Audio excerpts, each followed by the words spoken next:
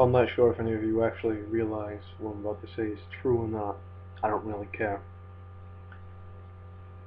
Have any of you actually stopped and thought about the societal complete double standards we have for sexuality? I mean, we advertise it all the time, pretty overtly actually, in most products sold nowadays, including fast food.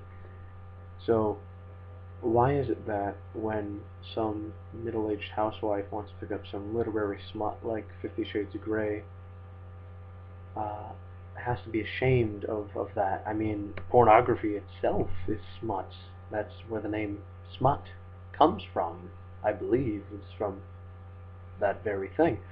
So why is it that they feel the need that they should be ashamed of that when they really shouldn't? It's all about sexual liberation and being able to feel a certain way. However, based on the things I've read about the book, I do have to agree it seems rather like the person who wrote this had a lot of fantasies they wanted acted out on them rather than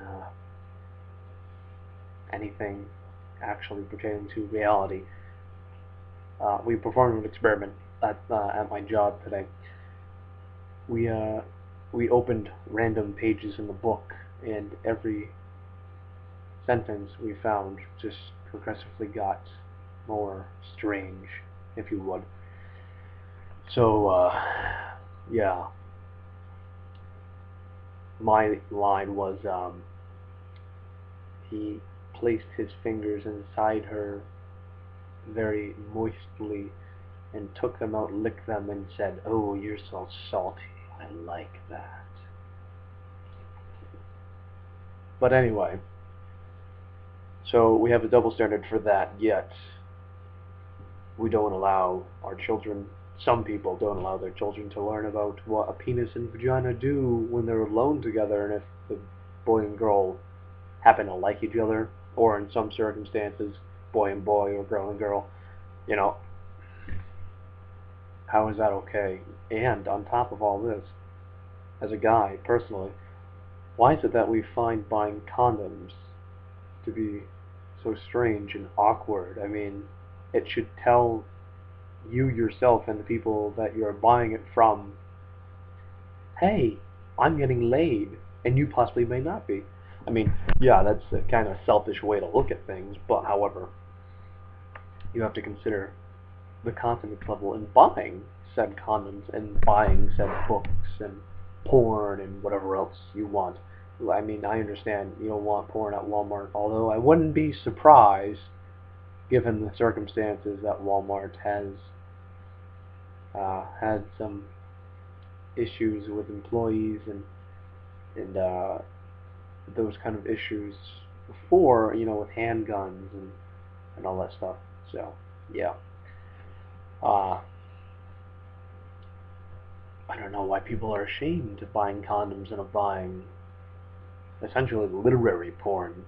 However, I do believe that if the book were to be sold in a porn store, that would be even more uh, appreciating of the value of the person trying to buy it. I mean, the author is completely fucked up, but that's not what I'm talking about. Uh, just the condoms and the books and the standards, it's just people see it as strange, and I don't know why. It's really the shame. I buy condoms sometimes. Sometimes I don't. I mean, usually one of the two people has some. You never know. But the thing is, if you're going to have sex, please protect yourself. On top of all of this conversation about sex, if you're going to do it, protect yourself. You don't want to get STDs. Babies are the ultimate STD. And I know people tell you AIDS is only second to babies. Babies cost more because with age will die eventually. Quicker, I should say. Yeah. So,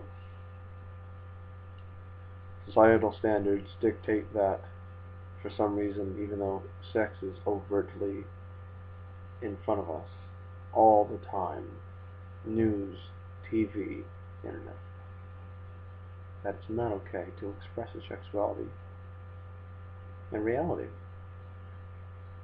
So, by expressing yourself, I mean being responsible. Obviously, buy condoms, please. Stop the stupid, stupid thing and having babies when you're just learning how your vagina works. Please, please stop that. That's all I had to say. Hope somebody actually watches.